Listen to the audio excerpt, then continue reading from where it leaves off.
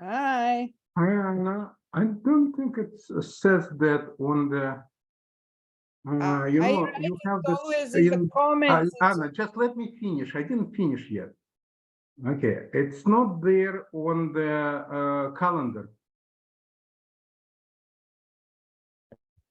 It's not on the calendar. It doesn't say on my calendar that it's. I put it on the calendar of the Eunice and also on Facebook. Some reason it's not, I mean, it's not saying the passcode. I'm talking about passcode. Password. Let me see.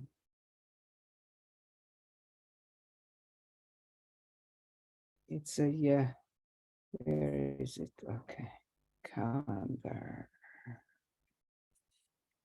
You need to edit Facebook as well, and pay attention to that because people will not able to enter. Probably will be two of us today. It is on the calendar on Eunice. It says, and it's bolded. Interesting. And what about Facebook? On the Facebook, I cannot put it right, but I put it in the comment on the. I cannot edit because it just accepts the link, and I cannot put it beyond the link. You can put in But I description. put it in the comment No, under the. you could put in description. I'll put it in the description. Okay, let's. Okay.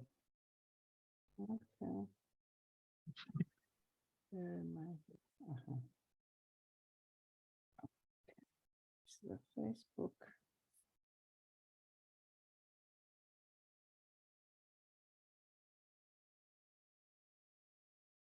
And I have such a slow internet here. This is just. Unfortunately, this house does not have the optic line. It could if all the people who live here talked together and said we wanted optic fiber, but I don't have time to organize it in this time. Okay, let me just see, where is that?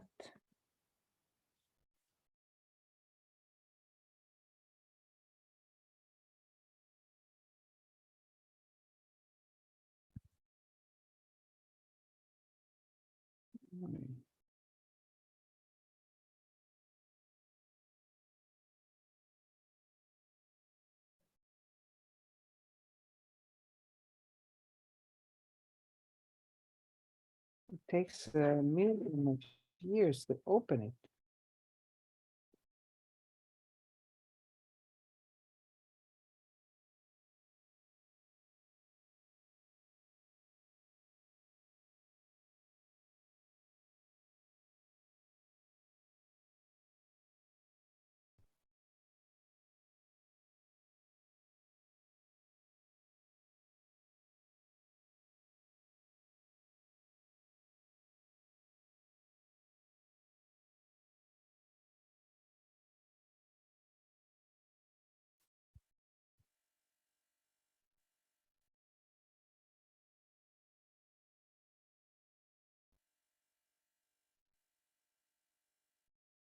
I can't even find it.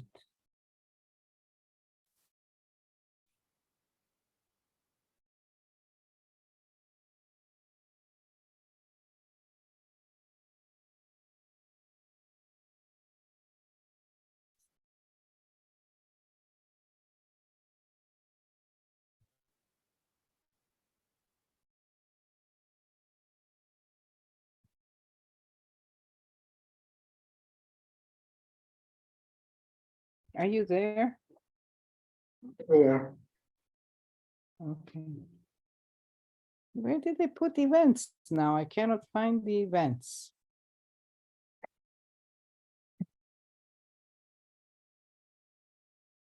You do that. No? I did. No, but after that you created so many events that I did it at the beginning of September. Ah.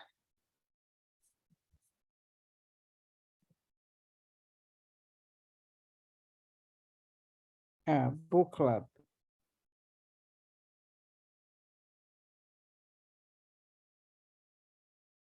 This is the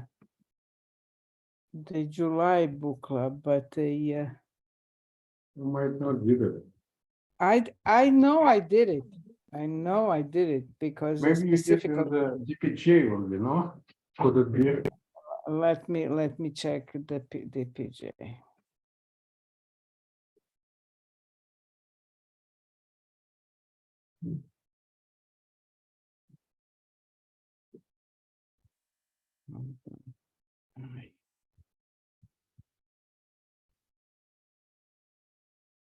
Well,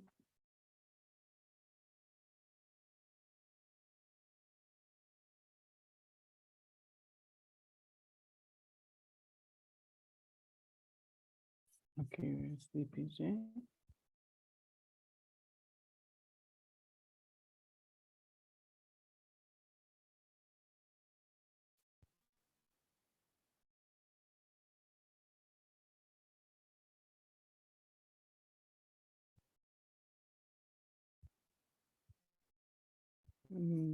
Maybe I didn't do it. I cannot find it. Yeah, looks like we can be only two of us. You probably forgot because you were with hectic time. Look like we will be only two of us because other people don't. And but I sent everyone, especially added Bob to the emails that this will be the Okay, book let's start discussing for that. So it's but just next time check that, okay, when you're doing that, and because something might interrupt you in the moment, and you thought you did it, and you did. Oh, I see. Talk about it. Yeah, very good. Hi, Bob. Hi, Bob. Hello there. Hello. Hello. So nice to see you. Yeah, it's been a while. Yeah. Are you at home? Pardon me? Are you at home? Yes, I am. Ah. Nice, nice. Very nice to see I you. didn't know about this Kandinsky work that's behind you. Interesting. That is Kandinsky. That's new for me. Unfortunately, it's not an original. It's a reproduction. Yeah. Oh, I didn't. But it's a big one. You will have all the original thing. How did it happen? He gave the original to a museum on a loan. Ah, there you go. Exactly. Okay, well, nice to see you. I don't know. It looks like we didn't advertise that broadly about this meeting, unfortunately. It was hectic time because we were going to Belgrade for the conference, and so maybe there will be only three of us. I don't know who else might join us. We'll find out. Yeah. So, Bob, do you want to lead the whole meeting since it was your fault? You introduced that book. How did you find that book? Like, what was the history behind it? Well, I think it's a very good book. He's obviously done extensive research. It's well written. I found most of the arguments persuasive, and it filled a gap. There really wasn't anything quite like it until he wrote this. I was particularly interested in his emphasis on the professor's personality. This notion that as long as you had an admirable character and were an attractive personality, that you'd be a good teacher, that was the basis of good teaching, and how that point of view remained for so long. I thought there were fascinating little case studies throughout the book. For example, the so-called Doctor of Arts degree. It was fascinating to me how that never took hold, or at least after the late 1960s, many institutions backed away from the Doctor of Arts as an alternative degree for college teaching. So I thought it was a very good book. Okay.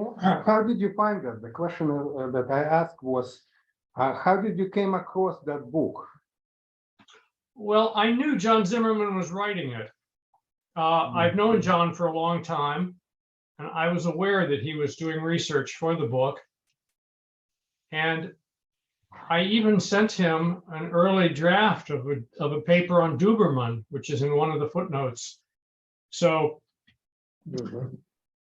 he spent quite a long time writing this. Okay. By the way, Bob, it looks like you cannot hear me well. Is it the case? Should I try to change something on my computer? Can you hear me well? Yeah, I can hear and see you fine, Eugene. Okay. Yeah, I think, yeah, I'm in Belgrade, so it's coming between us through my computer, unfortunately, from far, and my internet is very uneven, and for me, it's sometimes stops. I don't know if it stops for you. A little bit. Occasionally, there's a pause. Okay. Okay. Yeah. Okay. So Anna, do you want to say like what's your general impression of the book? Okay, so first, I didn't have time to completely read the whole book. I read less than a half, but I really enjoyed reading what I read because he writes in a very kind of like a vivid way. I liked his examples and the comments. He has a very interesting way of commenting of what he found out. And I also like and want to finish the book because I think that this topic is very important about what is a good teaching. He, of course, could not answer that himself, but we, from our personal way, living in the academia, know a lot of these problems, and they have been plaguing for such a long time. You say it's a personality, but if you're too good, then it's turning away against. So it's against you because you become like entertaining the students or bribing maybe the students with being easy on them or something like that. So it's such a complex topic. I think it deserves a lot of research more and a lot of he gives a lot of material. That's what I like. Well, I will be in discord with you. I didn't like the book, and I didn't like on many levels.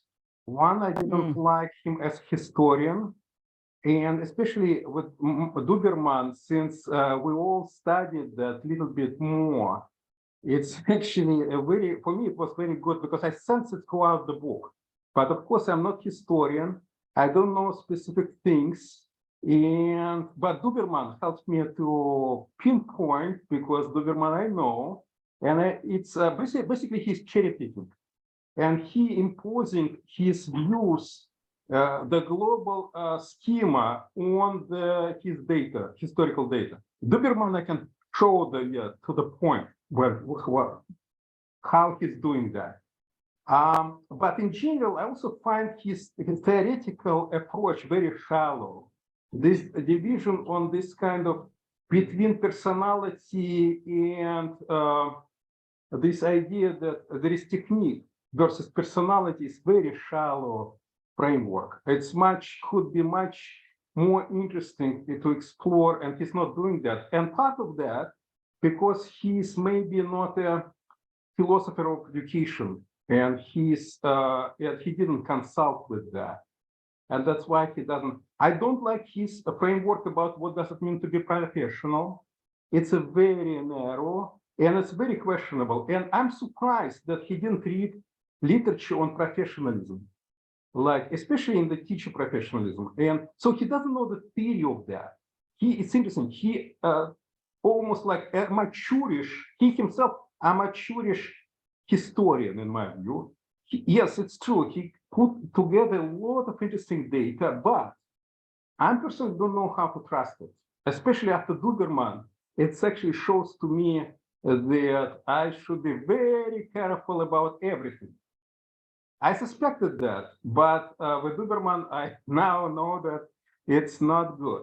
I'll tell you, like, if we talk about Duberman specifically, what's the problem with for me? He almost presented a story about Duberman. If nobody knows Duberman, if nobody reads like what we read about him, it presented something like that. The story is like that. He is coming in 60s, crazy 60s. He tried these crazy ideas. It didn't work. He realized that it didn't work, and that's it. That's the story that emerged from his writing. By the way, he's constantly like that. He created this meta-narrative. That's why I suspected that everything is wrong, because there is a meta-narrative that's applied to everything. Like something very enthusiastic, it brings this enthusiasm, then boom, things don't work, and boom, it's going to that way. So he moved to some new event. It's absolutely, in my judgment, I don't know if you agree with that, it's not true about Duberman. It's not true that Duberman gets completely disappointed about what he was doing and actually decided that his whole idea was wrong. That's not true for Duberman. And specifically Duberman case, he is very, throughout all his teaching career, his look like was very, very critical to himself, super critical to himself. We might agree with his takes, disagree, but that was his constant, actually professional, pedagogical professional life for him, to be critical about his own teaching, his own problems, his back and forward about many issues.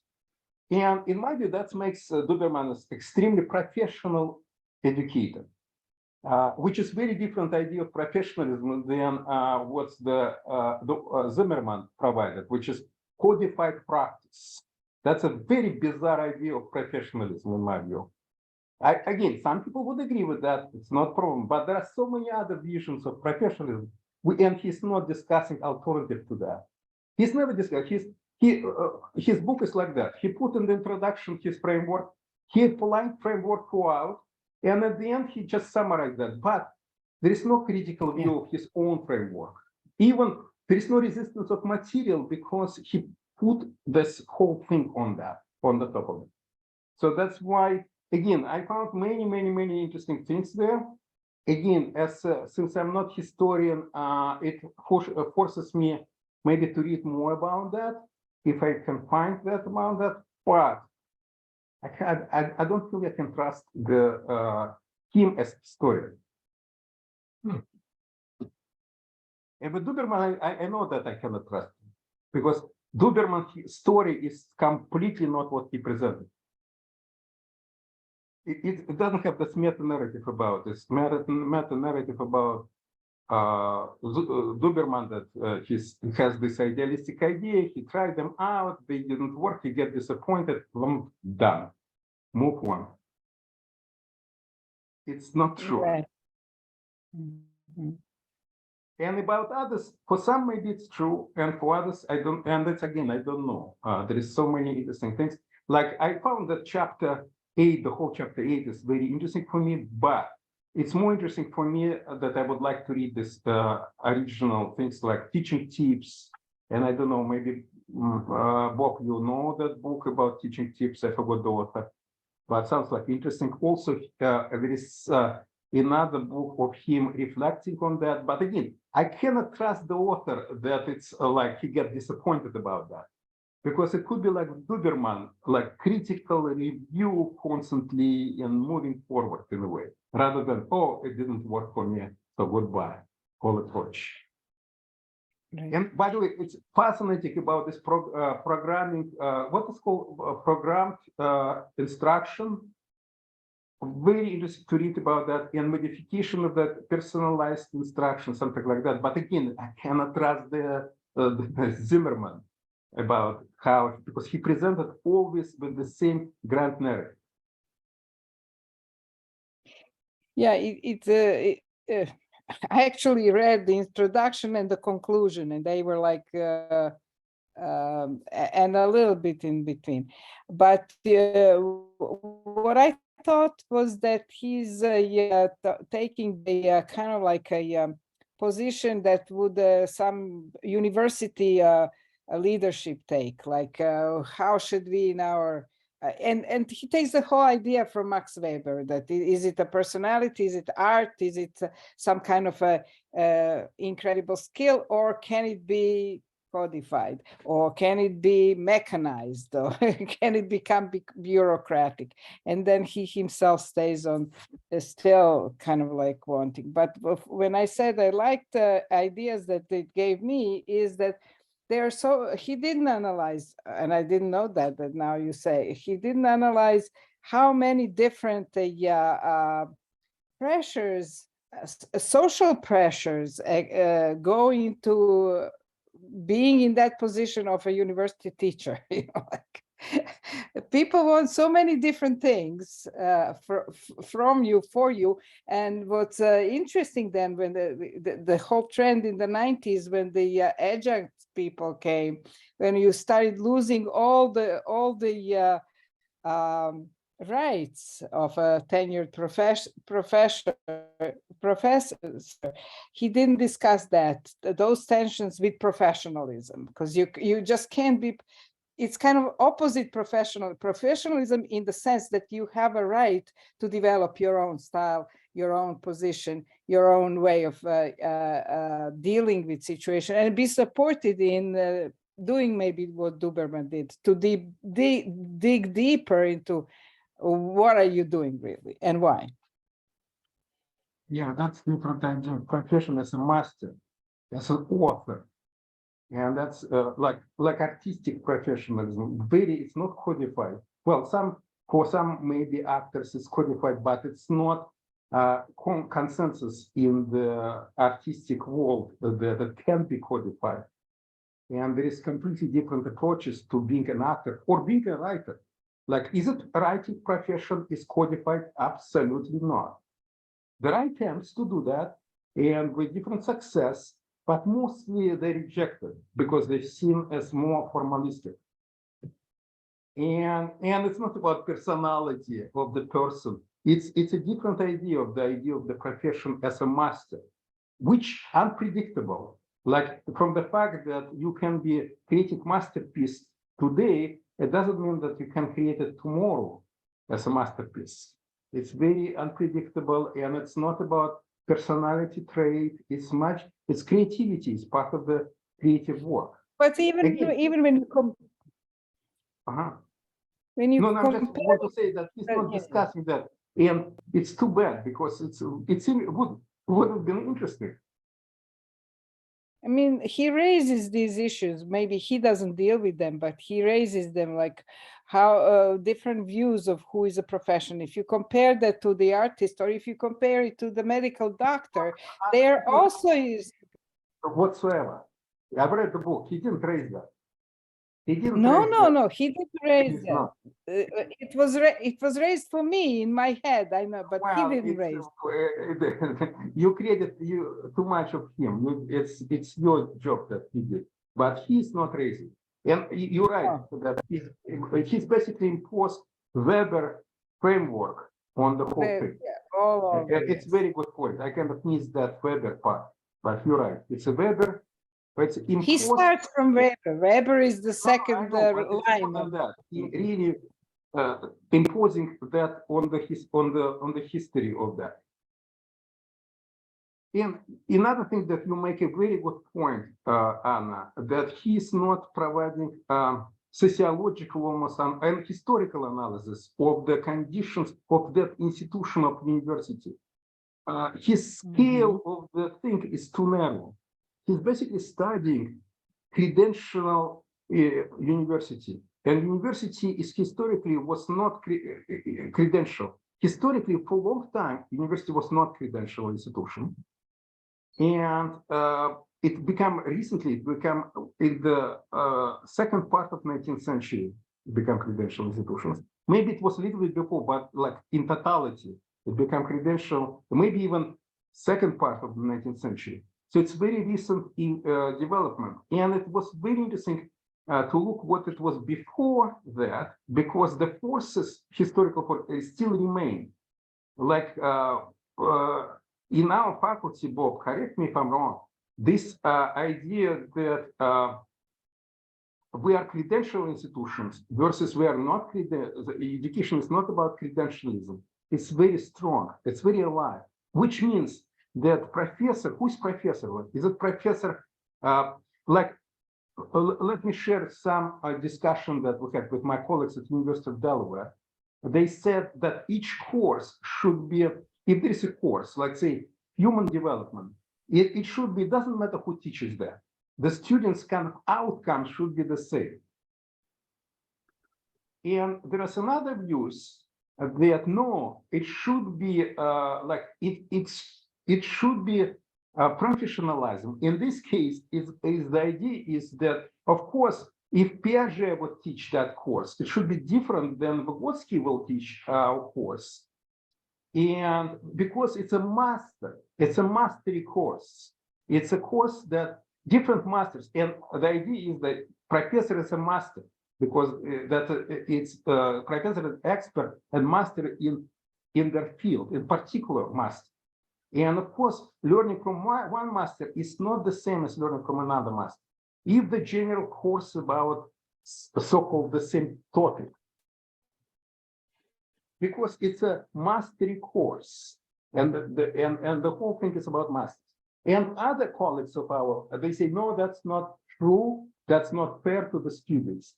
Like it becomes like students will take course from one person, and people taking from another person will be different experiences, different learnings. And so there is debate about that going on. And that debate is not, you will not find that in that book. No, they're not. It's not in the book. Well, I think our complexities are not there. Yeah, go ahead, Bart. Sorry. I think part of what he's arguing is that we, as faculty, don't spend enough time talking about exactly the sort of issue you just raised, Eugene, that over time, people have given far more emphasis to research and publication.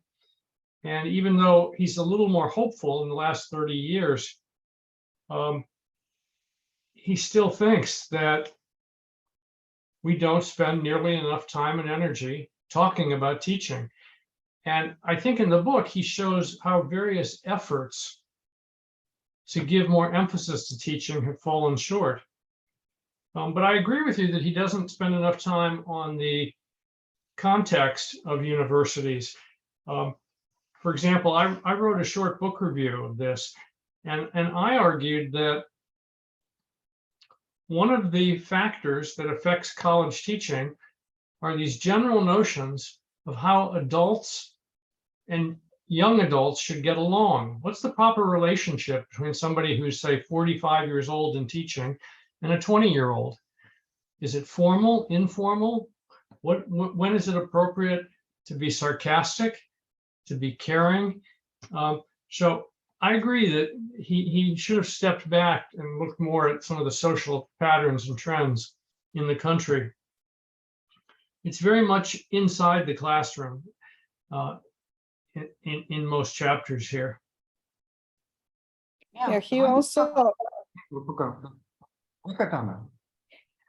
he talks about the difficulties, let's say, of peer talking about that, but he doesn't bring the analysis of why is it so terrible and actually very hard to organize people to talk, to even visit each other's classes, to critically review each other's classes. It becomes a time bomb. Not a time, it becomes very hard to be colleagues and do that, because these kinds of reviews affect not just what you're doing, but affect the whole personality and your status among the others, and maybe your advancement or something like that. It's like a minefield, and he doesn't discuss that. Well, there is another big issue in my view, which is discussing. In some philosophy, it's actually harmful to do this discussion of teaching and visiting that and peer review. Like again, I'm bringing you with the writers. Many writers will resist discussion of other writers of their writing process, and because they will say, this is not my writers. Writers are not mutually replaceable. And this idea of the peer review, by the way, a lot of peer review in academia also very questionable because it's based on the positivism that people are mutually replaceable. That if you have 2 reviewers of the, or 5 reviewers, doesn't matter, that they, just because they're experts in the field, they can judge quality. And that's a question. It's a question. Again, in artistic world, it's very completely different thing about that. Because in a way, many people will say, well, you know, in artistic work, it's the audience who can judge, and not any audience, but sympathetic audience. Because the other audience, okay, they don't like it. Some people don't like Shakespeare. Oh, it's okay. There is nothing wrong about that. This is just not their genre, or they're not their literature, not their, somebody like me, I don't like theater, for example. Okay, so it will be bizarre if somebody asked me to judge theatrical performance because they don't like it, you know, and it's normal. So, but for some reason, there is a look on the positivistic look on teaching. And he has that positivistic view of the teaching, because he, ideally for him, it's codified practice. The goal of good teaching is developing. I don't agree with you. I think he's very torn about it. He concludes that it's with very big nostalgia. Think about that. No, he's torn a little. He torn about how difficult it's create this core. That's he torn about. But the goal is there. That's why he called his book Amateur Hour. He at the end explains that why.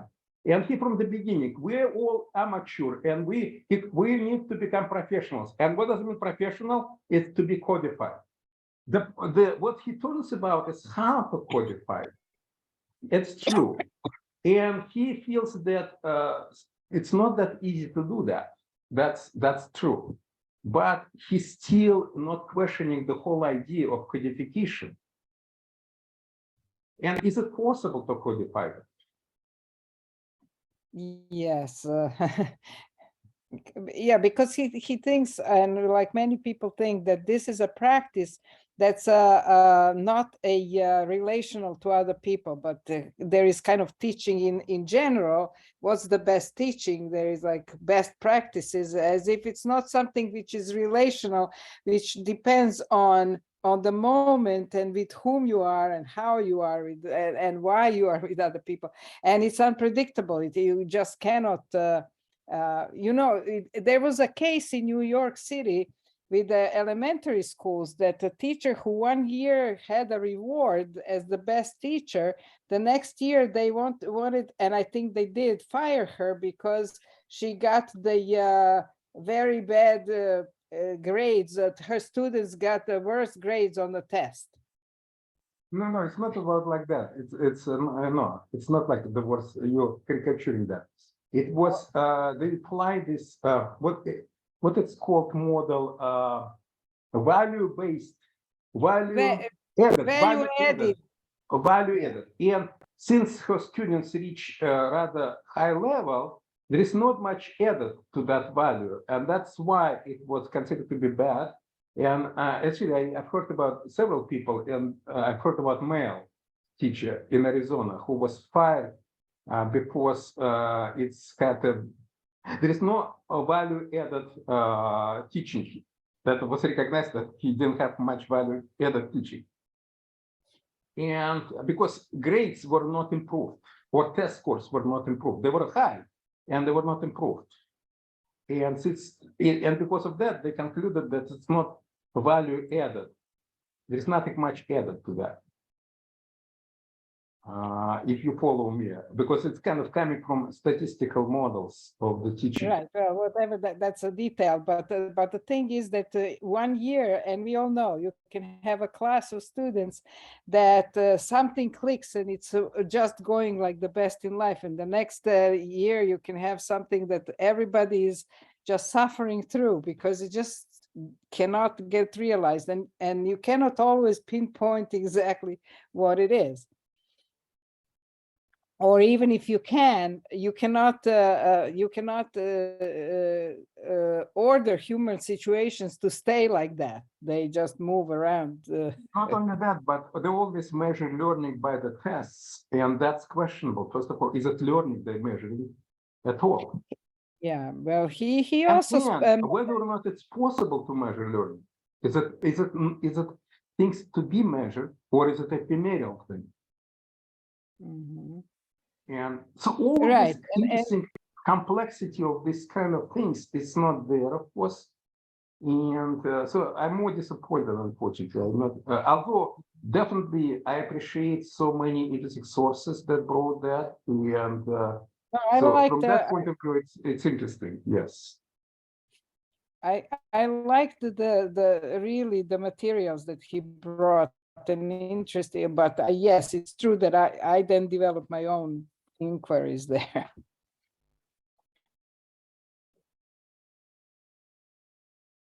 It's much more complex practice than in this book, but that's okay. Here, you have to start from something.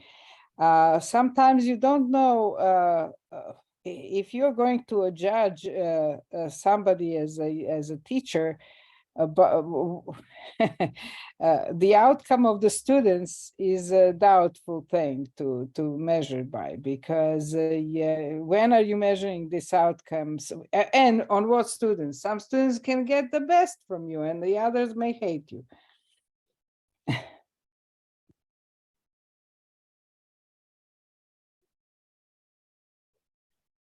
Well, I think in many ways, Zimmerman might agree with you, but what encourages him in the last 30 or 40 years is the fact that many colleges and universities have tried to send a message that teaching matters, and that as an institution, we're going to try to do things to encourage good teaching. For example, offering workshops for PhD students, giving prizes for outstanding teaching, having centers for teaching effectiveness, including course evaluation results in promotion and tenure dossiers, taking research seriously from schools of education, having faculty whose workload is primarily teaching rather than research, what we call continuing track faculty. And he even mentions how some accreditation requirements mandate active learning. In other words, that aspiring nurses have to have practical experience, or the same for physical therapists. So I think part of what he's saying is that colleges and universities signal whether or not teaching matters. And it's not necessarily the same as codification of the one and only way to teach, but it's just trying hard to give it more priority than it might have had 50 or 75 or 100 years ago. One interesting thing, again, looking at the history of the universities, but longer histories that he has, of course, look at the University of Students, where you don't need to do this, what you listed, because if you're a bad teacher, and bad teacher will be defined by the students, you will not survive, just not survive. You don't need to have all of this, what you mentioned. And that's the problem in our education. One of the big problems is the feedback loop is absent.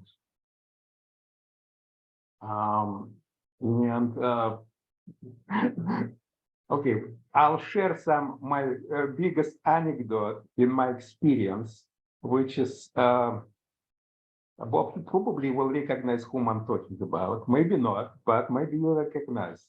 When I came to University of Delaware, which was 25 years ago, I was replacing a professor who was retiring. And I was teaching this professor courses. And one undergraduate course was, I got the syllabus and materials, and it was all about behaviorism. It's about rats. And so it's about teaching this behaviorism, about all these experiments with rats, and teaching pre-service teachers about that. So I came to that professor because I couldn't believe that what I saw. And I asked that professor, is it like, how come? Like, this is about rats. And our students will work not with rats, but with people. And by the way, even if you work with rats, like in the wild, it's a very different rats that were raised in the mazes, right? And the person told me, what's the matter? It's learning. Learning is learning. The learning is the same as for rats that for kids in the school. It's the same learning. And you know what I was thinking? This person was teaching for many decades at the University of Delaware. And it was fine. And maybe I will be teaching the same nonsense. And I will never know that what I'm teaching is nonsense. And actually, it's bothering me that there is no, like, we can do whatever we want. And that's the problem. That's the biggest problem. And by the way, one interesting thing about this book is how many professors talk down on the students. This is what's amazing. And there are interesting quotes from them. It's very interesting how they can do like that. And for me, this is the issue of the problem. Not that they're talking about that, but because the power of the institutional power affords that to do that. Like if something doesn't work, you blame students on that. And because it's it's almost like if if the doctors doesn't work with something doesn't work for the doctor, it's patient's fault.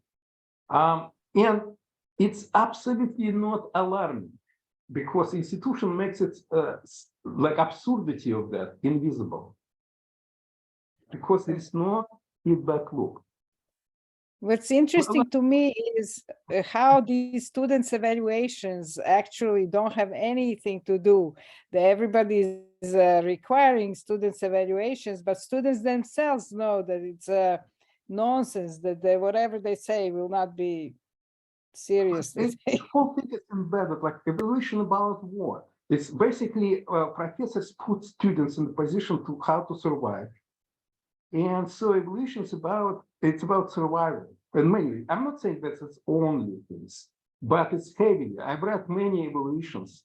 It's heavily about, especially on the ratemyprofessor.com. There are a lot of them. It's about survival, how to do minimum job and receive the highest rewards from that. And it's part of the institutions, how the whole thing is designed. Again, I cannot blame students for that, or either professors, but because they're both embedded in this kind of thing. It's like, okay, my favorite examples, if you think about this imaginary experiment. Imagine that movie industry will run like schools. So imagine that if nobody wants to come to the movie, there is director that make a movie that people don't like to come there. What's the solution will be? To keep them entrapped in this cinema theater.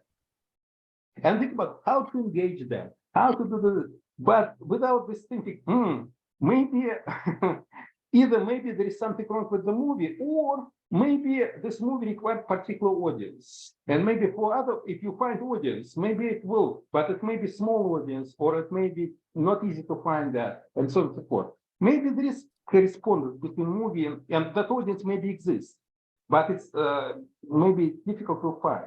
It's but the solution of the school solution is to create this imprisonment and then to think how to force people to stay there.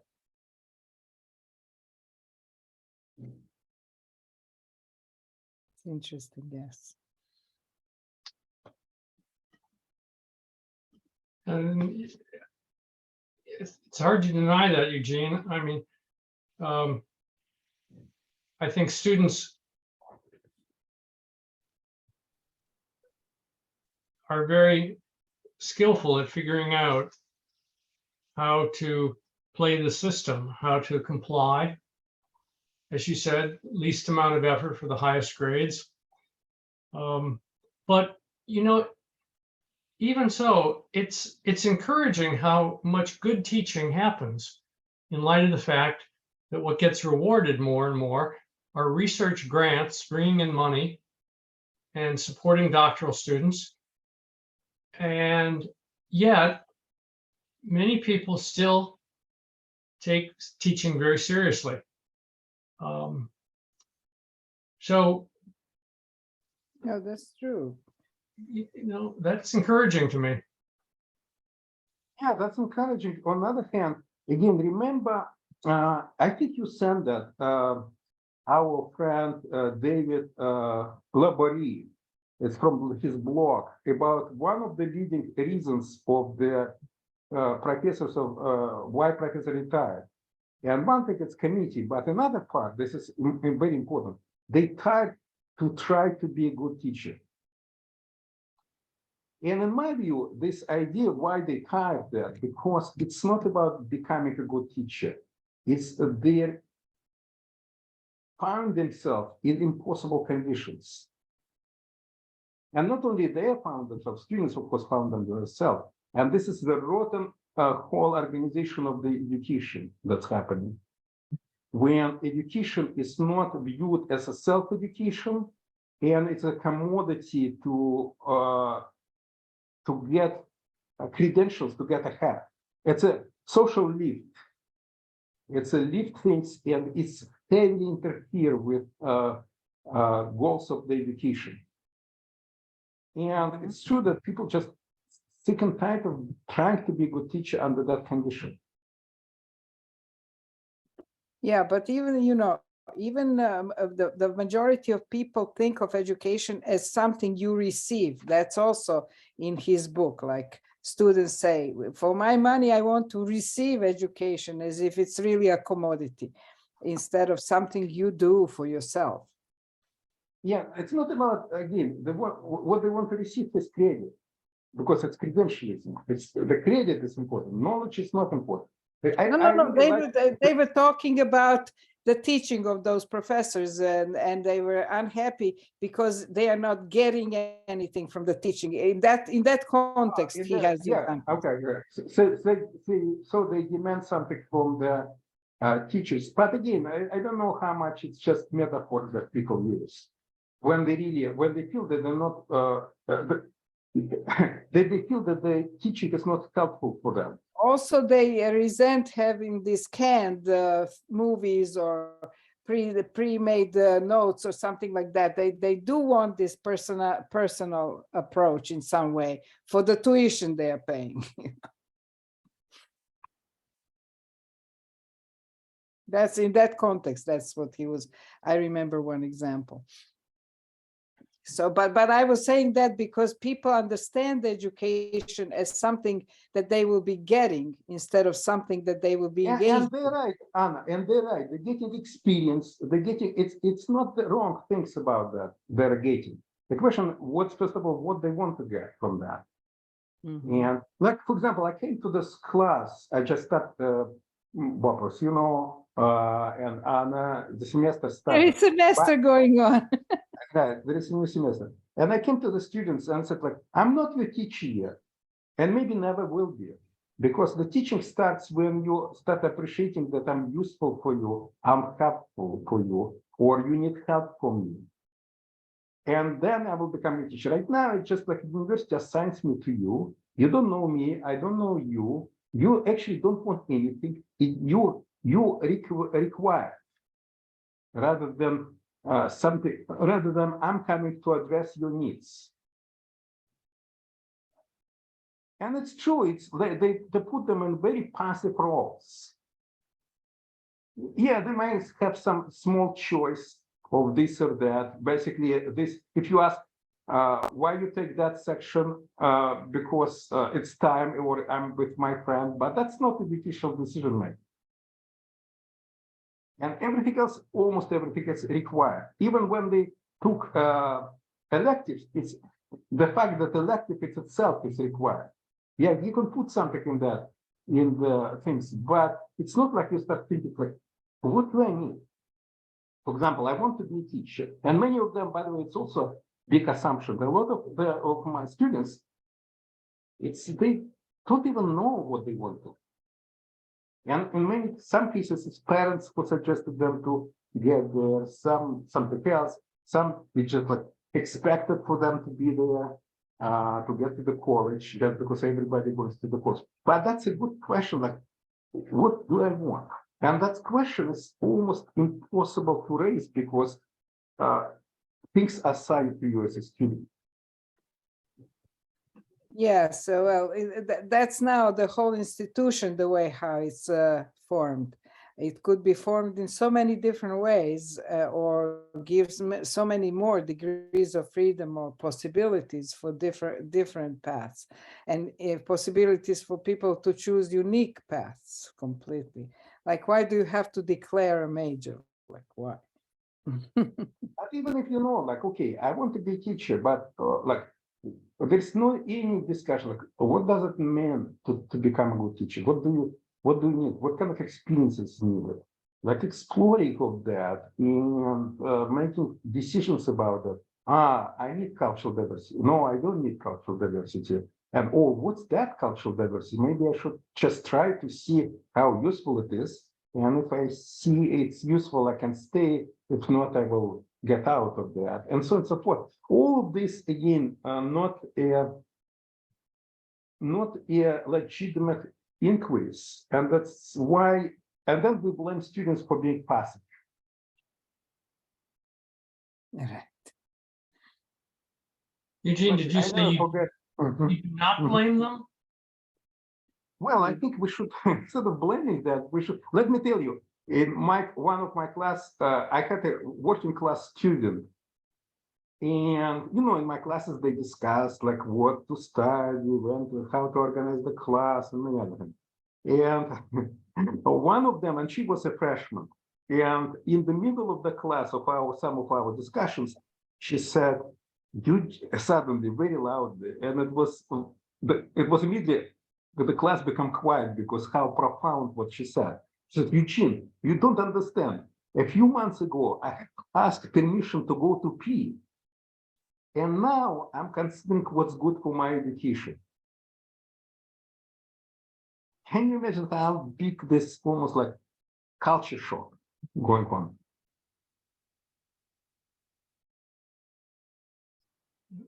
That's a great example. Mhm. Yeah, and this is like, and I think in this case, I'm very in solidarity with Martin Duberman because that bothers him as well. All his teaching career, I think, this problem. Oh, absolutely. Remember, he had students who wanted to be told what to do. They didn't want the freedom, or they were so unaccustomed to it that they didn't know what to do with it. Right. Well, I think that that's the biggest problem with the conventional and progressive school, that stripping off that, let's call it, maybe meta level, where a student has this opportunity to reflect and to make decisions, evaluations about the whole, and that's what drives it. Most of the time they're just told like, this is what you have to learn, and you don't have to question why, how, what's good, what's bad. This is it, the package is there. Even student who like Bob, even student who said, I want to be, tell me, in my view, whether or not that student wanted or not, that student already engaged in this meta decision making. Like, what do I want? I want that somebody told me what to do. Right. It's very different situation than before when a person, there's no even question in the air what you want. I can give you an interesting example. Actually, it was so revealing for me. I had a class, very small class, it's 395. It's about urban education. And in this class, I had to go for some conference, I forgot, abroad. And I asked the students, this is undergraduate students, do you want me to find somebody who can replace me, substitute me when I was away? Or you don't want that? And you want just to continue, but that without me. And they said, We don't want any substitute. And when I came back, they developed a very interesting organization, which is I really appreciate what they developed. There was a person, by the way, when I came back, it was including me, who was kind of responsible for the facilitator for the class on that particular day. And the class supposed to start when facilitator going in the row asking every student about their life, like what's going on in their life for this week between the classes. And they were sharing. It was the last day of the class. I remember that it's happened. By the way, it's recorded, and I have a record of this because it was such an interesting discussion. So it was one particular student, she was African American, and she was telling an interesting story. She started that she has a job, she has to work, and she, so this was fall semester, so end of the semester, it was winter.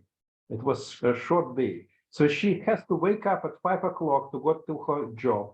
She went to Wawa and saw a lot of what she called adults. I really like how her language, she called adults. She didn't consider herself adult. And she was, I think 20 or 21 years old, but she didn't call herself adult. She called other people adults. And she thought all these people who barely who had a clearly lack of sleep. And she thought, wow, this will be my life. Soon it will be my life permanently like that. And which was kind of, she was very, was sad about that. And then she said, and then I was thinking about, I need to do, this is end of the semester. I need to do, and she used this language, these packing papers, including for this class, for our class. And so on and so forth. So ask her, why in this case you choose opening syllabus? You could not choose open syllabus, and in this case, you will not need to do this, what you call packing paper, at least for this class. And she said, no. I want this paper in our class because I'm exploring a really important topic for me, which is what I still remember her topic, which was school prison pipeline. That was she was exploring in urban settings specifically. And then she said, that's very important. I said, well, if you think that's important, you could have done that in open syllabus. Why still? And you can, in open syllabus, you can design class exactly how you want. He said, no, it will not work for me. I will not do that. You know, if I need you who will force me to do that. And I asked her, so it means you don't trust yourself. And by the way, she started laughing about that. And other students started laughing like, sounds like that. And then she became very serious. And she said, Eugene, I was just thinking about you're wrong. I'm actually trust myself and I'm trust my own decision. And my decision is to use you to force me to study. And I thought, wow, by the way, I call it auto-paternalism, which is almost like misnomer, like to say, oxymoron, to say auto-paternalism, but that's exactly what it is. And it's very conditional because she told me, if I start forcing her to do something that she doesn't like, then she will protest, then she will do something about that. But so far, so good, she said. You know, I'm really like that.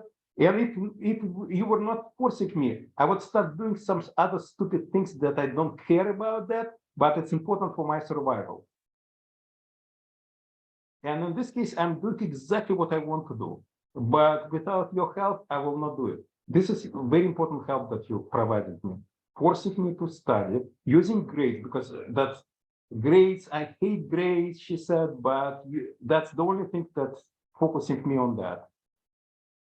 So it's interesting, right? That's why I'm saying that she kind of taught me in a way to think about that they still, when people say, and some people don't like freedom, even they still have to engage in this meta decision making. Whether or not they want it or not. It's almost hidden curriculum there. Well, she genuinely felt that she had made a choice. Yeah. And by the way, she didn't realize it before. She was realized in our conversation about that.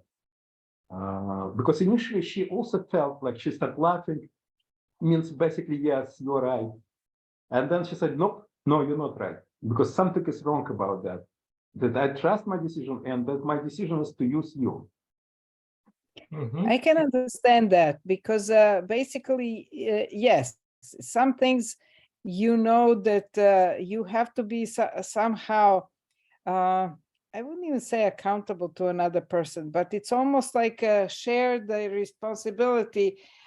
Takes a little bit of burden from you. Somebody will be like your clock or something that will just prod you, and you can then focus on some things that are not organizational, but just do them.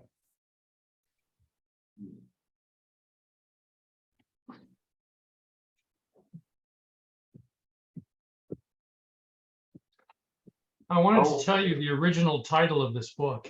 It was called Ah. Scholars at the Blackboard, which was less judgmental than calling it the Amateur Hour.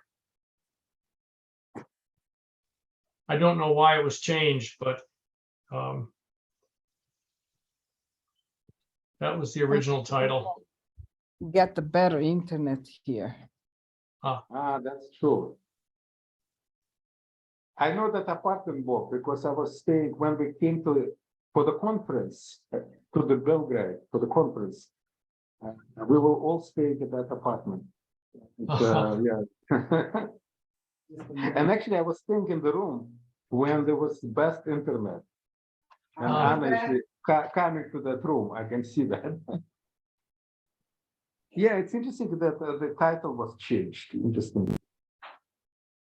I hear you, I hear you. I also found myself wondering if his major themes would hold true in other countries. I mean, there's a lot that's not in this book. For example, there's very little about community colleges. There's not much about graduate schools or professional schools. And you can only do so much in one book, but that would be interesting to see some comparisons with other countries, whether they also, in the early to mid 20th century, put so much emphasis on personality as the key to good teaching at colleges.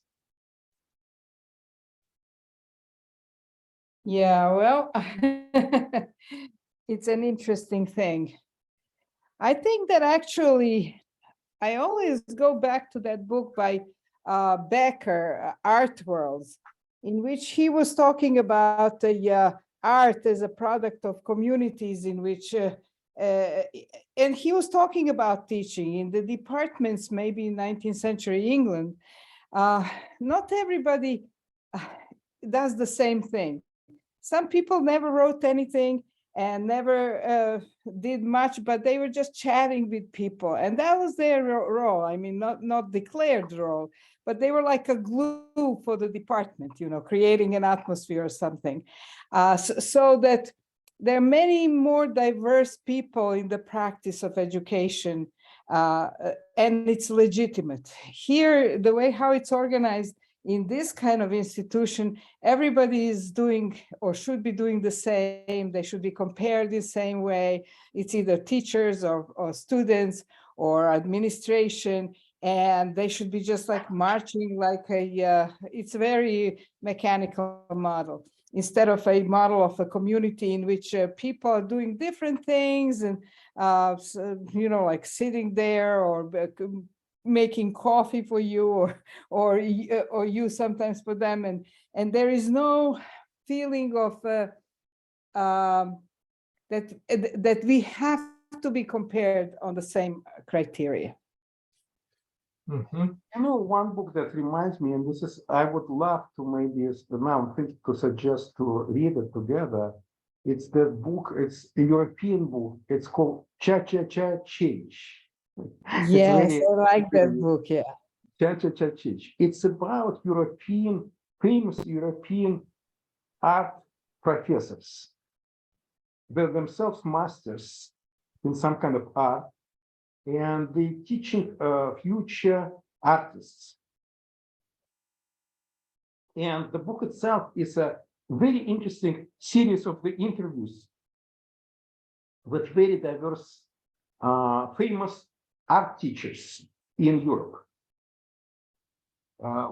Each of them very famous, and again, I don't know them because first of all, I'm not Europe and I'm not in art, but this is how they were chosen to be famous for either for art as well as for knowing like masters, like you know, and they work in completely different paradigms, of course, not like professors. They think about more like a master in terms of the like medieval masters like Raphael or Michelangelo and stuff like that. But at the same time, they're not necessarily follow the same apprenticeship model. Some of them do, and some don't, and some reject. And it's a very interesting hearing interview because in a way, the author of the book, Reagan or something like that,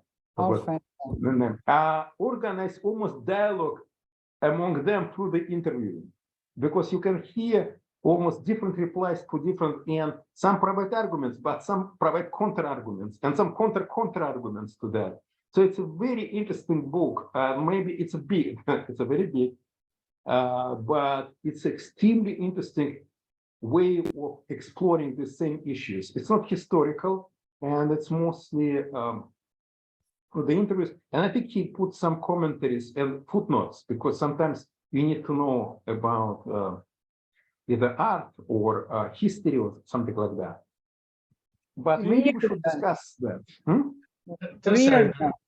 There's a similar book by a very well-respected Black historian, a woman who, when she was in her late 60s, retired, but then she enrolled in an art school, the Rhode Island School of Design, and she wrote a book about what it meant to be an art student in your late 60s after a lifetime career.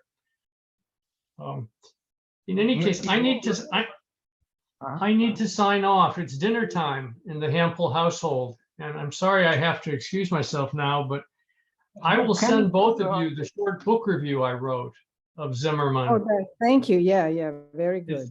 It's very brief, and again, it's interesting that Eugene, your view was more critical of it than mine. But in any case, I look forward to seeing you both of you again this fall. Now that I'm almost retired, I should have more time to join our discussions. What do you mean almost retired? Yeah, thanks a lot. But can you send that book about you just mentioned? Because I'm just thinking maybe we should do one after another. Maybe you know, it makes sense. It's fascinating to read first from like students' point of view or vice versa, and then from the teacher's point of view of the art. Yes. Maybe I'll send the reference to you for sure. Yeah, thank you. And have a nice dinner. Okay. Good to see you both. So long. See you too. Okay, so yeah, it's much better internet on the. I should have immediately. You know, one thing that I was just thinking about here, not him meaning Bob, I'm thinking about Zimmerman. As historian, I think it's very important to say, okay, you get on this interesting investigation. What new did you learn from that? In my view, he didn't report us what new he learned. No, I read the introduction and then the conclusion, and it was like nothing happened in between. Like this. Yeah, nothing happened in between. So I kind of randomly read a little in between. I didn't have time really, but yeah, those random readings had so many examples. That's why I said what I said. But I also thought that he didn't move for an inch from the introduction to the conclusion. Yeah. It can be useful for Brian. Brian couldn't join us because he's away right now. But it will be helpful for him to read maybe only introduction because the conclusion is the same, to disagree with that about professionalism.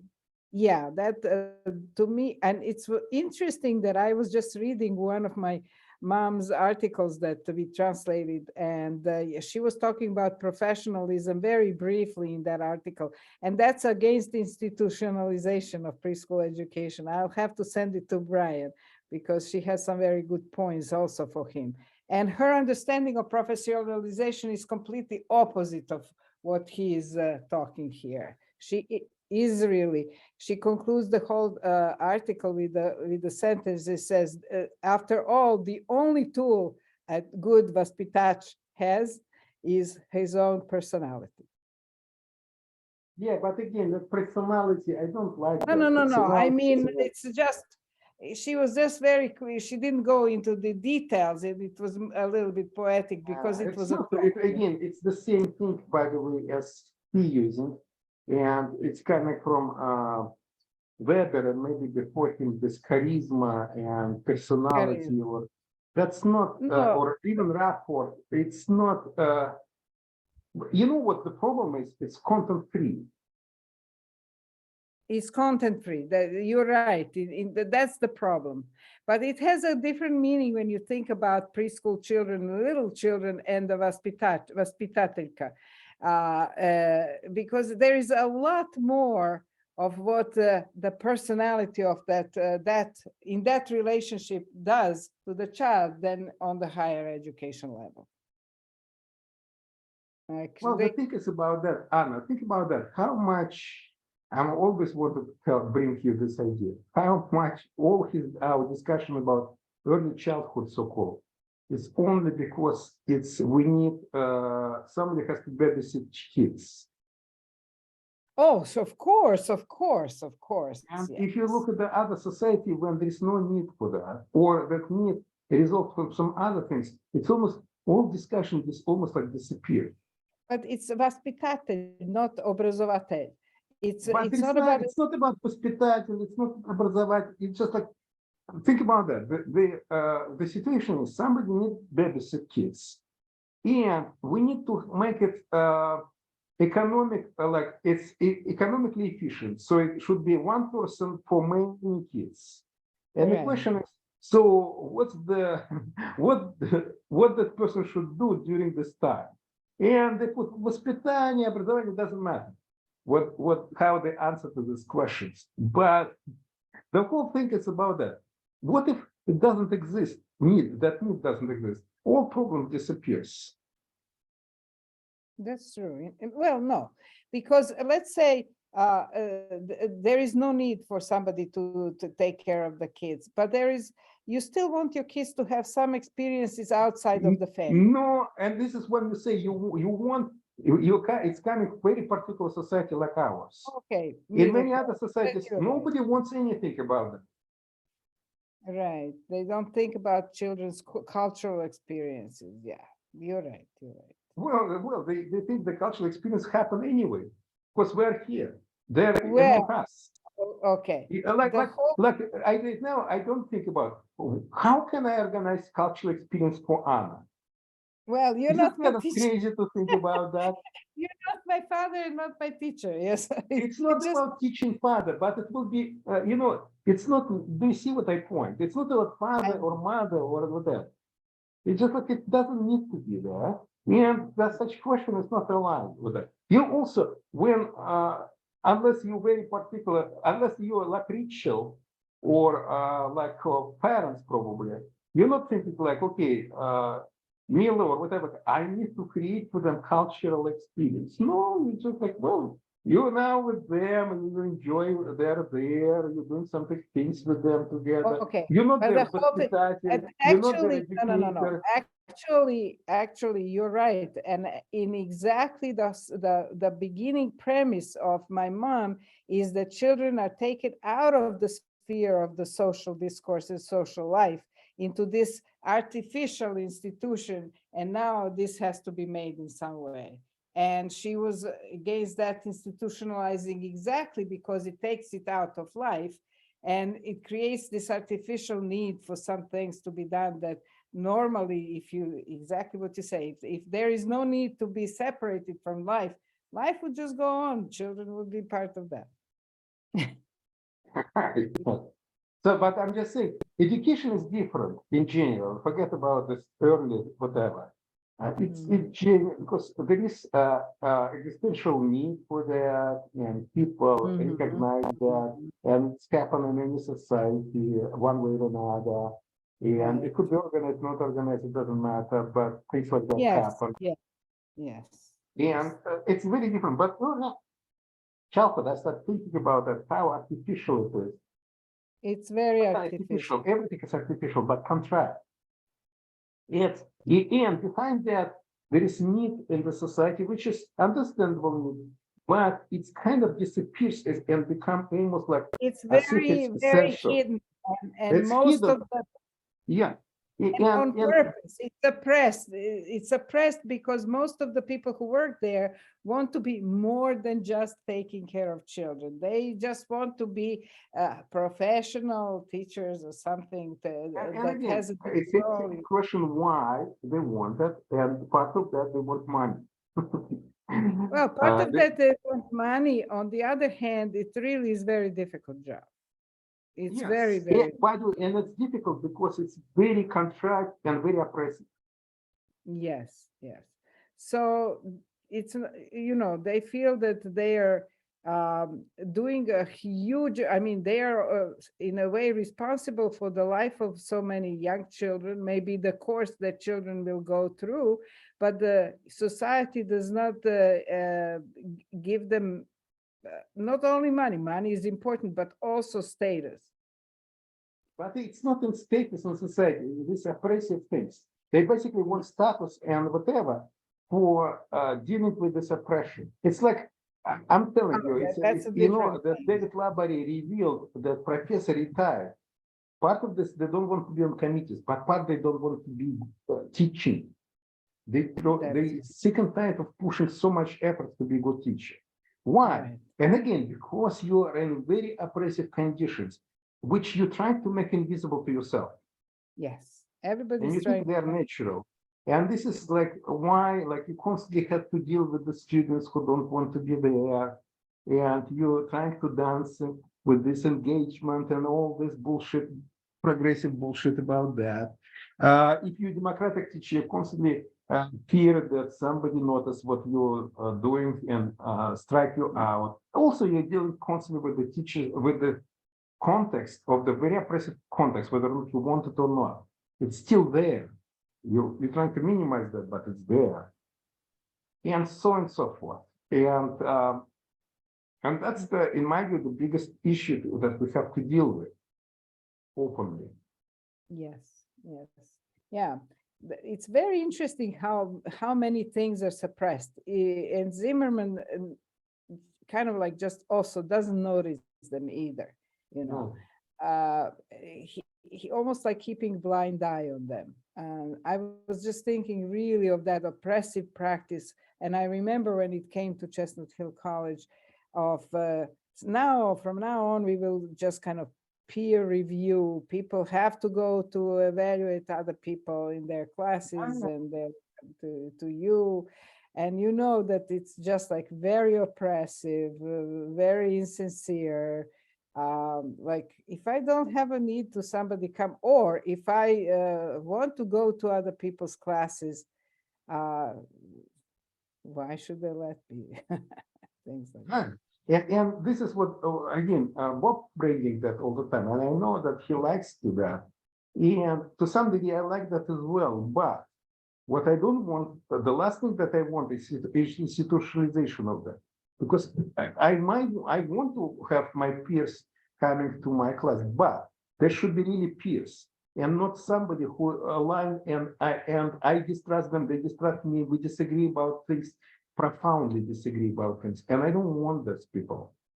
Right. Because they make it dangerous, they disrupt things, and I don't want them. I want to be on my condition, like I'm inviting these people. Right. Exactly, because it's They a can very be critical. It's not about situation. that. Yeah. Right. But we have to be on kind of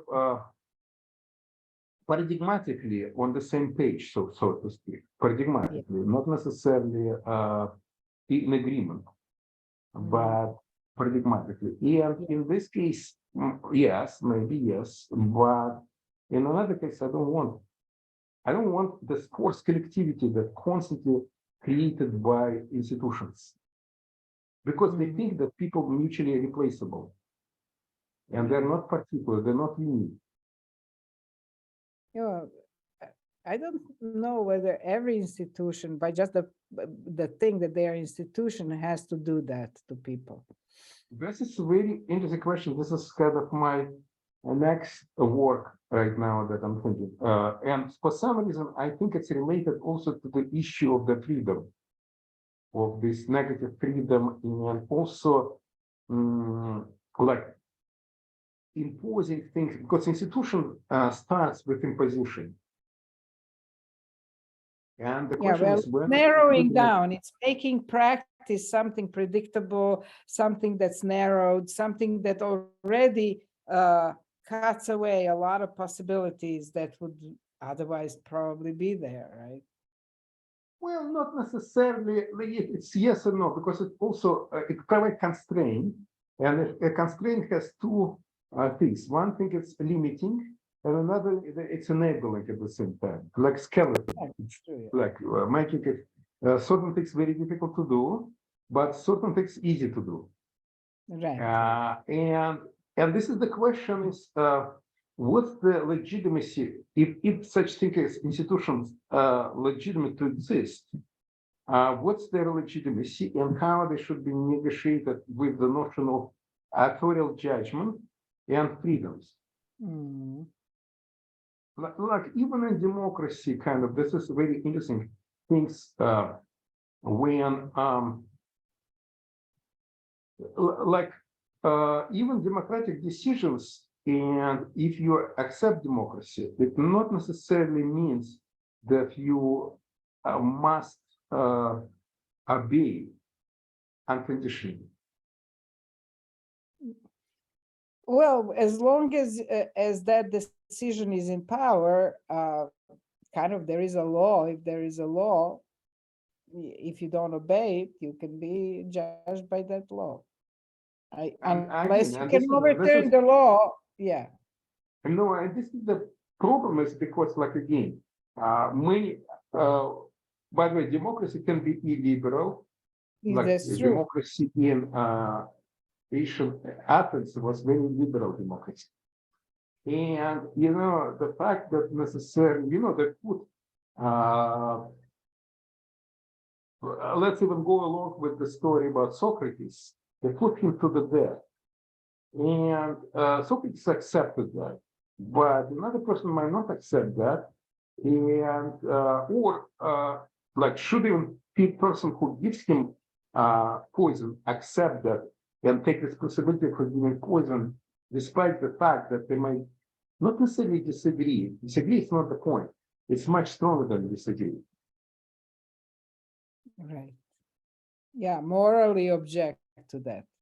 Yes, morally object to that. And this issue, because our latest history shows that the fact that somebody ordering you to do things, and it's a kind of as legitimate authority, does not necessarily, even by the law, does not excuse you from the moral responsibility or even legal responsibility.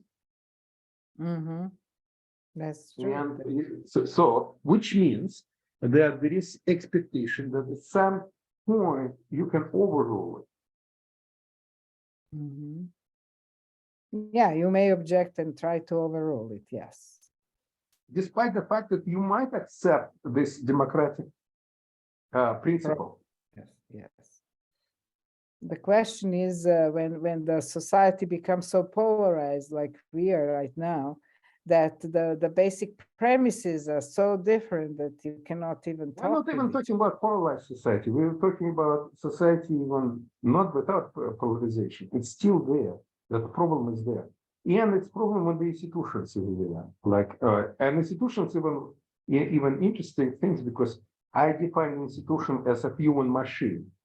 And even there are so many layers there. One layer is how much you can trust as this machine, Mhm. that's supposed to work by the rules and not by the judgments. Right. And we, as members of that machine, should be also custodians of that machine, which means that we should have right to overrule these rules when we find that these rules or machinery contradicts something super important things, or spirit of the practice, for example, that important thing. Should we have responsibility and legitimacy to overrule that? Like any bureaucrat should have responsibility to, on another hand, that's which brings the issue of course, corruption and everything like that. Right, right. But it's the same question in effect with the intelligent machines now. You know, they could help us a lot and take away from us a lot of stuff that's a routine, but they should they overrule what we are doing, and whether we as humans have a right to, you know, like Again, stop this is much less interesting issue for me because it's with artificial machine, it's much easier to tell to No, no, I'm basically just say saying fuck that, you. But with institutions, you're dealing with people. You know, Right. it's machine, it's a human machinery. So it has this human aspect of that, even when it is machine, which is where That's artificial intelligence doesn't have that aspect. right, right, right. And it's much easier to overrule that and not to take into account. And it's not a big deal about it. No, no, no, no. It's a human machine is still human. Much more interesting and much more problematic. First of all, the biggest issue, do we need them? Can we get away from them in principle, or in principle we cannot? And another thing, how to deal with them, because of course there is idea of the institutionalism that try to totalize that, and the question is how to limit that. Well, you know, we do need them because there are many things that they take care of that one person could not do it everything for oneself, and they take care of a lot of and provide a lot. To tell again, to reply to you, when I say do we need them, when you say who are we, and by we meaning humanity, not current situation with humanity. Because the same thing you can ask about slavery. Can we get away from slavery? Well, maybe at some point of our life we couldn't, and now we can, or maybe we always could, but definitely now we can for sure to get away from that. It's not a big deal. It's not like we were in Roman Empire where they take out of slavery and whole thing will collapse. Here we can take slavery out and nothing collapses. We can. So this is the question when asked about maybe at current stage we need institutions. The question is, do we need them in principle? For example, many things maybe what we need is a smart machinery. And it doesn't need to be human necessarily. Like, for example, it's not that easy to make schedules. And in the past, it was humans who were doing that, and now as institution. And now we don't need that. Machines can do it. And so many other things can have been done like that, and maybe we don't need that. Right. Maybe some issues that we still need that right now, but some other way we don't. Right, right. Interesting, yeah.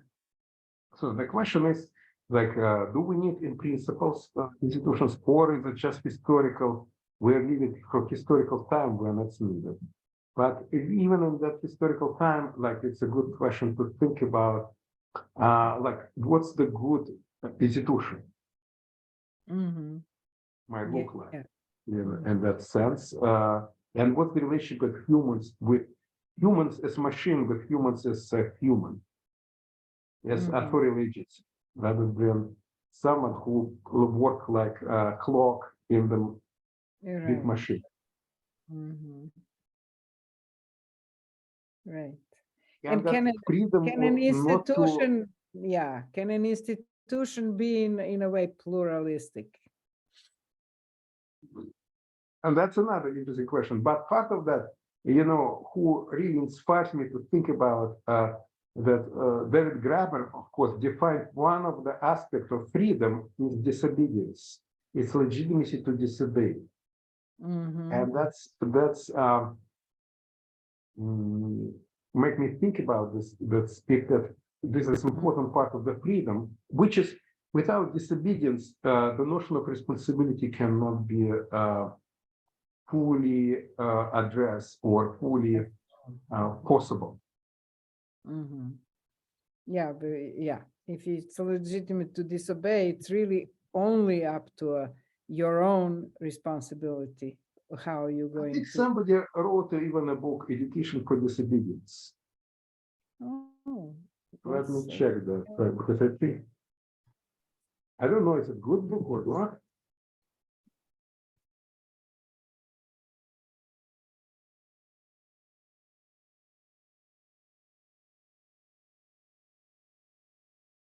School of Disobedience.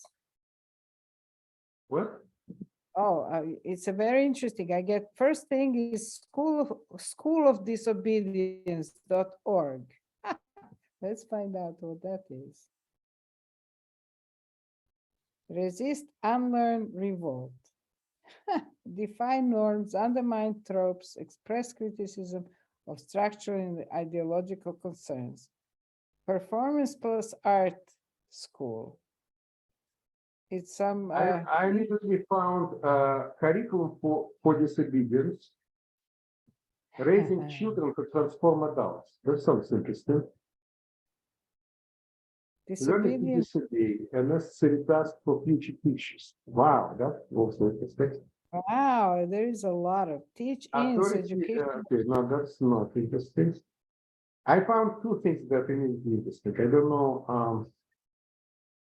Let me share with me the list that you found, because mine is so different. Just a second, I put it in Google Scholar. Oh, you put it in Google Scholar. Let me share with you what I found, not in Google Scholar, but in the regular Google. Can you see this?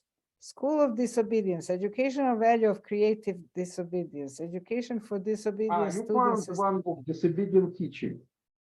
Disobedient book. teaching. And then teach-ins, educational disobedience, scientist rebellion. Disobedience instruction as classroom structural change. Wow, it's so interesting.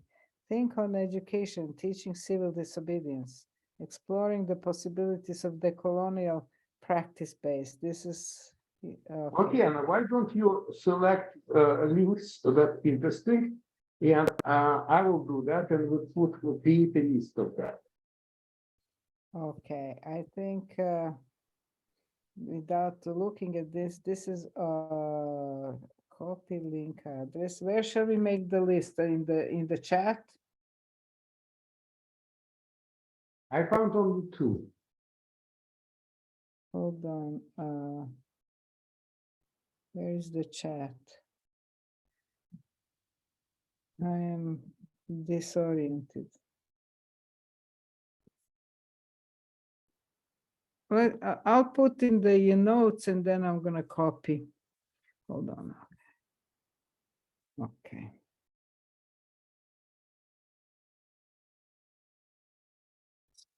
Disobedience. Scientific American. That's actually interesting. One article is completely new. It's 2022, but I'm afraid it's not. It's look like maybe in Portuguese, but maybe not.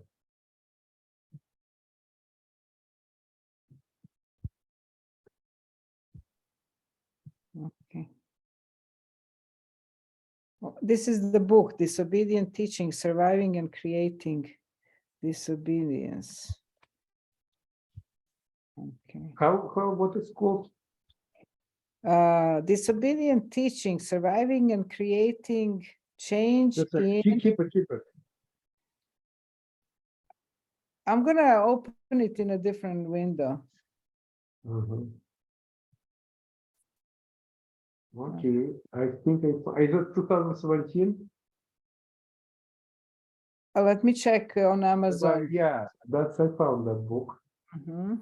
I 17, mean, I yeah. found that in the on catalog. Let me see. All right. Then It's in teachings, New Zealand. It's published in New Zealand. huh. Hmm.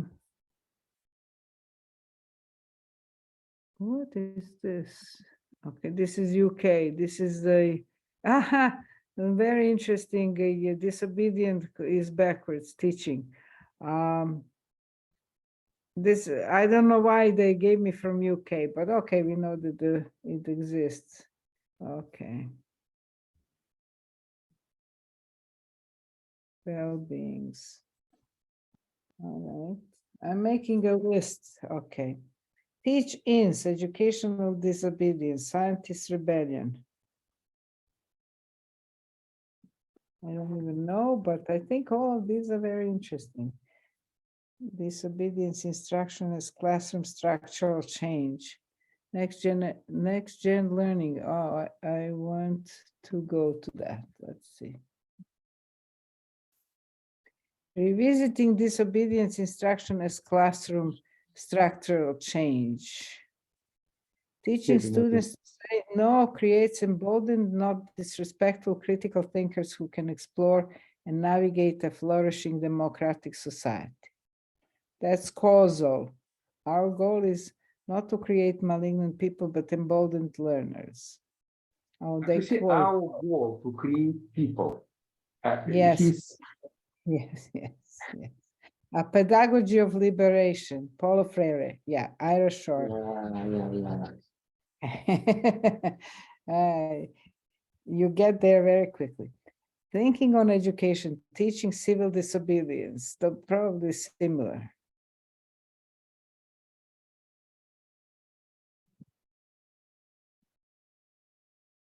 The colonial need for civil disobedience and radical change. Journal. Okay, let's see, what is this?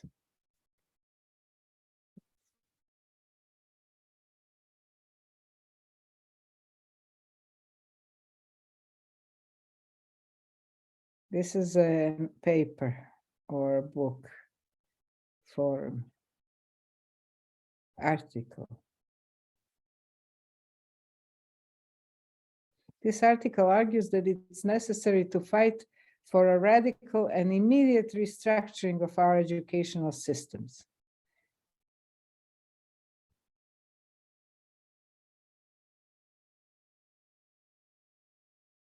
As I said, sorry, you're not registered as being permitted online access to the full text of this article.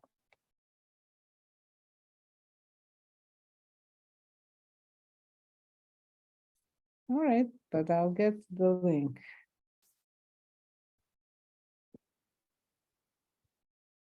Okay, so copy link. Copy link. Address, okay. So I have a set of these links. I'm gonna put them in chat, but I have them on my notebook, so we can share them. okay. I just downloaded one of the sharing. articles. Here is a lot of links.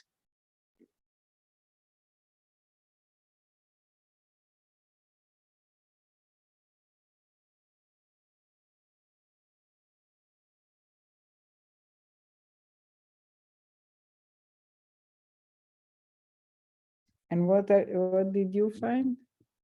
I found one article, downloaded it. Mm-hmm. I can use your now reference. Now it's with the link to how to download it. Okay, let me send it to you.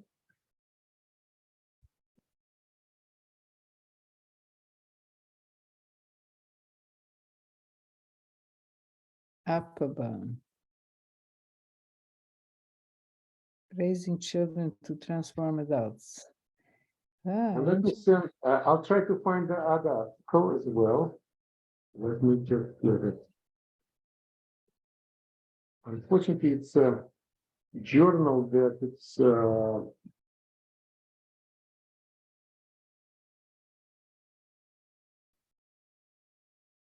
okay.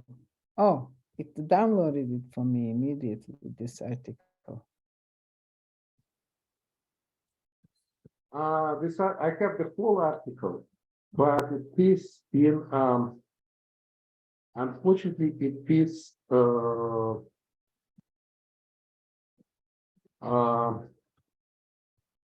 in Portuguese. In I have what? an English only abstract, but the whole article, I have a whole article, but it's unfortunately in Portuguese. This is the whole article, yes, it's Yeah, over yeah. 80 years. But it's a really, it's the whole text, but it more looks like a, it is an article, but it looks like a brochure. It has a very big font and a lot of pictures. It's 39 pages, but it's a, oh, it's a very interesting pictures, very interesting history.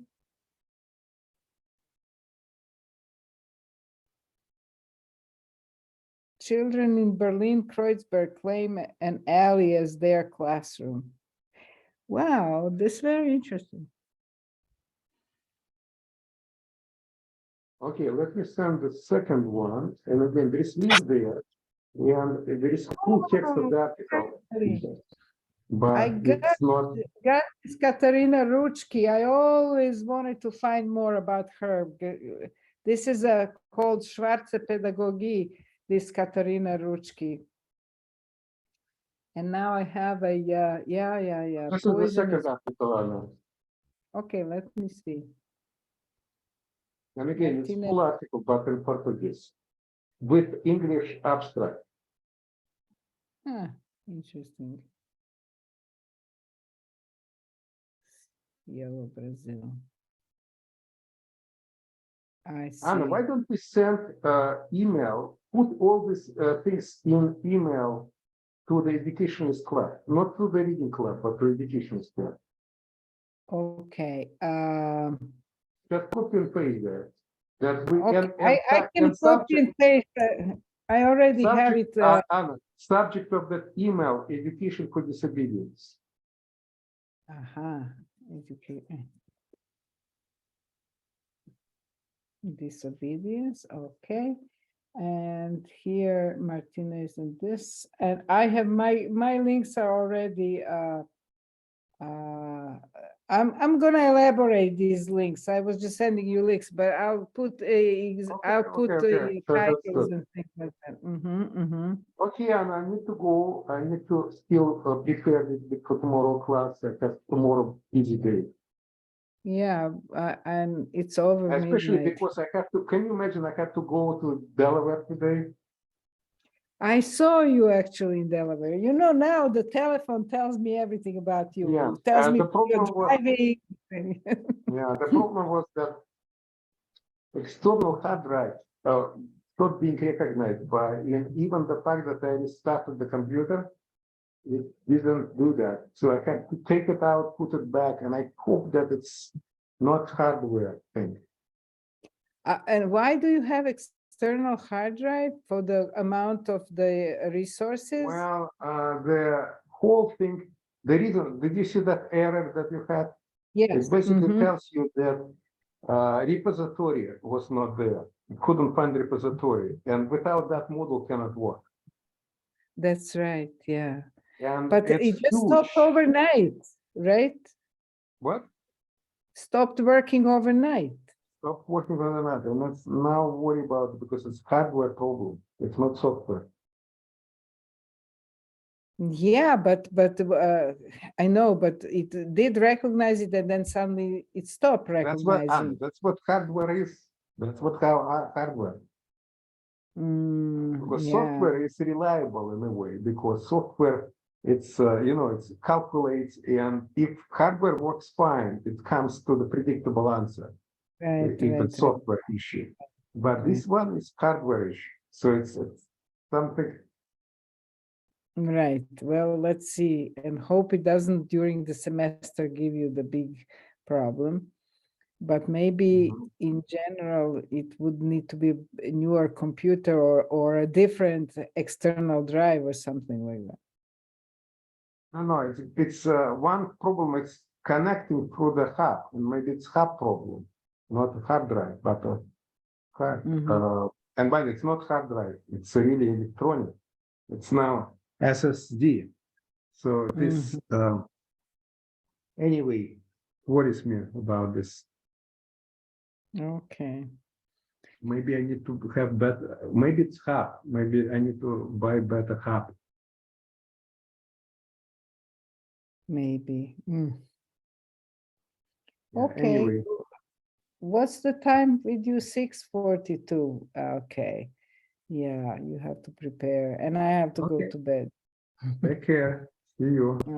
You too. Bye And bye. Anna, put that video to the this video that we have on the. Yeah, where is it? Okay, I want to stop recording for a second. I mean, for the for all. Stop